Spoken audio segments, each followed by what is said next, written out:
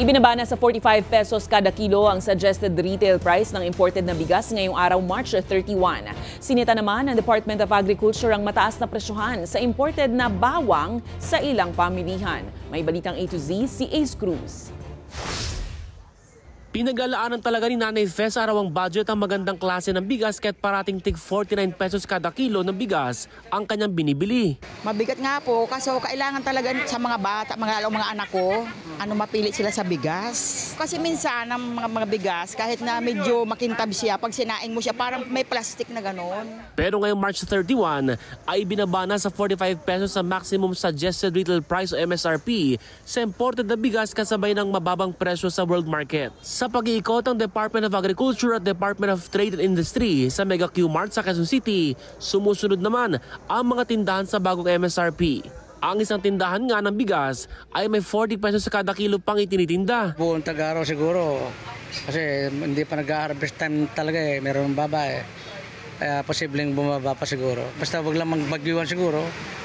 Okay naman ang bintahan. Welcome ito sa Agri-Group na sinag lalo't dapat noong Enero pa nila na ipatupad ang 45 pesos na MSRP dahil malaki na ang binaba ng presyo sa world market. Pero ayon sa grupo, kailangang masolusyonan ang lumilit na kita ng mga magsasaka dahil ang farm gate price ngayon ay nasa 15 hanggang 16 pesos kada kilo na lamang.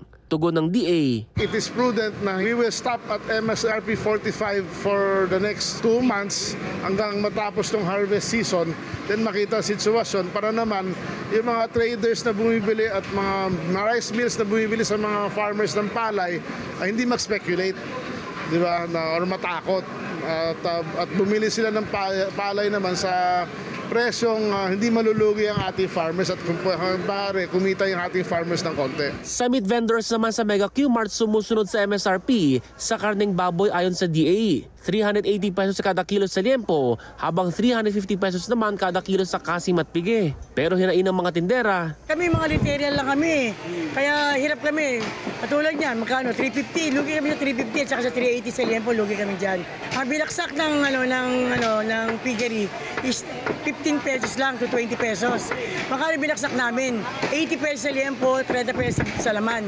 Di yan, laki na lugi namin, talo pa kami. Ang imported na bawang naman, mataas pa rin ang presyo na umabot ng 150 pesos kada kilo. Yung garlic importer, ang cost nila niyan is 80 pesos lang Tapos binibenta na ng 1 yung imported.